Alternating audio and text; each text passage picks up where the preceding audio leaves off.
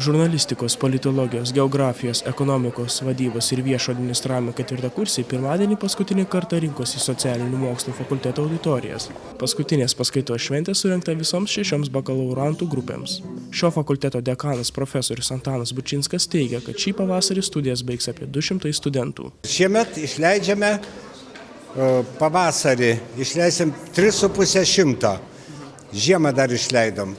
Tai virš 200 nuolatinių studijų ir netoli 150 ištęstinių studijų studentų. Žodžiu, papildys inteligentų gretas dabar pavasarį 3,5 absolventų. Paskutinės paskaitos metu trečiakursiai išpuoštose auditorijose būsimuosius absolventus sveikino katedrų dėstytojai ir studentai.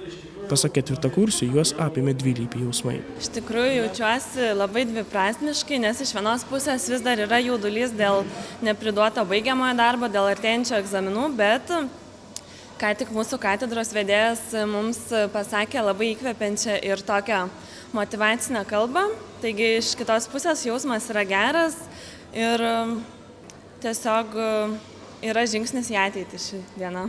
Ketvirtakursiai vardijo, kad per 4 metus buvo nuveikta daug darbų, surasta gerų draugų. Džiugu yra, kad galiausiai paskaitos baigėsi, visi darbai nudirbti per 4 metus, daug žinių įgauta, naujos patirties, naujų draugų pažinčių, konkursų begalė sudalyvauta.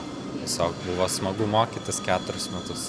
Baigiamoji egzaminų sesija ketvirtakursiams prasidės jau kitą savaitę, o diplominio darbo gynymo šio mėnesio gale verčia susimastyti, ką reikės veikti po studijų. Studentai vasarą galvoja skirti poilsį, o vėliau aktyviai įsilieti į darbo rinką.